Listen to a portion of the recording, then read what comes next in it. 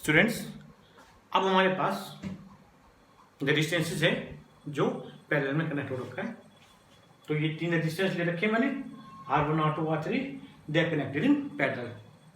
और हमने एक बाहर एक सोर्स ऑफ करंट ले रखा है, एक सेल जिसका पोटेंशियल डिफरेंस V है। As I told you earlier, parallel में बच्चों पोटेंशियल डिफरेंस क्या रहेगा? सेम। तो जो बैटरी की वोल्टेज है, पोटेंशियल डिफरेंस है, वही same voltage same potential difference in तीनों रेजिस्टेंस में ट्रांसफर होगा। इसलिए V इसका भी पोटेंशियल डिफरेंस होगा, इसका भी पोटेंशियल डिफरेंस वोल्टेज V, इसकी पोटेंशियल डिफरेंस वोल्टेज V ही रहेगी। पर इलेक्ट्रिक करंट वेरी करेगा, ये एक इंपॉर्टेंट पॉइंट है। इलेक्ट्रिक करंट वेरी कर रहा है। इलेक्ट्रिक करंट वेरी करने की वजह से I1 इलेक्ट्रिक करंट फ्लो कर रहा है R1 से, I2 इलेक्ट्रिक करंट फ्लो कर रहा है R2 से, और I3 इलेक्ट्रिक करंट फ्लो कर रहा है R3 से। और टोटल जो करंट फ्लो हो रहा है from the battery, from the cell is I। तो R1 R2 R3 के क्रॉस अगर हम ओम्स लॉ लगाते हैं, पोटेंशियल डिफरेंस निकालते हैं सबका, V is equals to I1, V is equals to I2 R2, V is equals to I3 R3। Observe करना V क्योंकि तीनों का V सेम था, I1 I2 R3 बिकॉज तीनों रेजिस्टेंस में जो हमारी इलेक्ट्रिक करंट है वो डिफरेंट फ्लो कर रहा है। अब इस फॉर्मूले से हम निकाल रहे हैं I1 I2 R3। ध्यान देना, I1 is equal to V upon R1। यहां से निकाला I2 is equal to V upon R2।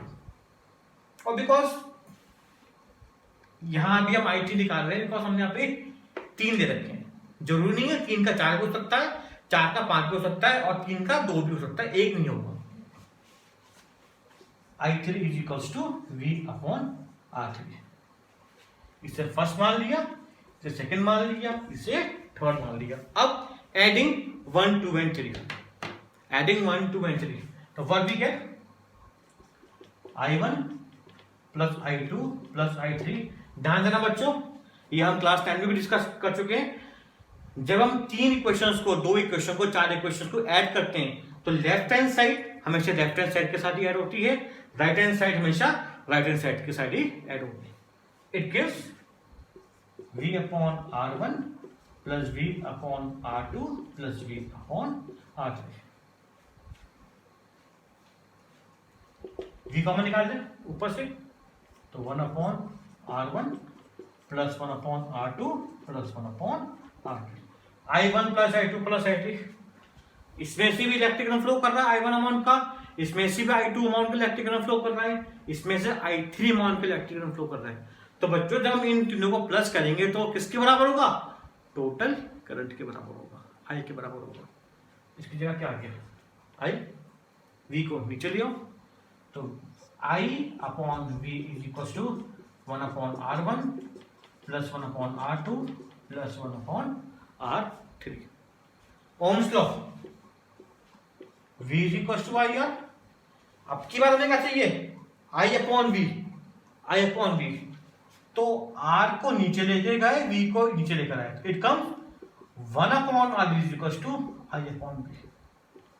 Make sure I upon V की जगह हम क्या पुट कर रहे हैं? 1 अपॉन R।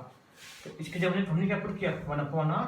तो we get 1 upon R is equal to 1 upon R1 plus 1 upon R2 plus 1 upon R3। ये वही फॉर्मूला है जो अभी हमने स्टार्टिंग में डिस्कस किया था। तो 1 upon R is equal to 1 upon R1 plus 1 upon R2 plus 1 upon R3। ये हमारे पास रिजल्टेंट वैल्यू है जब हमारे पास 2 3 या 4 रेजिस्टेंसेस कनेक्टेड हो रखे हैं पैरेलल में। पिछली वीडियो में हमने डिस्कस किया था how we get the equivalent resistances when resistance are connected in series. इस पे हमने डिस्कस करने की कोशिश की है। हमने ये जाना कि रेजिस्टेंस जब कनेक्ट होंगे पैरेलल में तो उसका जो इक्विवेलेंट वैल्यू है, रिजल्टेंट वैल्यू है, वो कैसे फाइंड आउट होगी। बच्चों डेरिवेशन था, एग्जाम में आ सकता है, तो इस डेरिवेशन को थोड़ा सा ना छोड़ा जाए, और जो ना समझ में आए मुझसे पूछ सकते हैं। ये अभी हमने सिर्फ इंट्रोड्यूस किया है मैंने फॉर्मूला।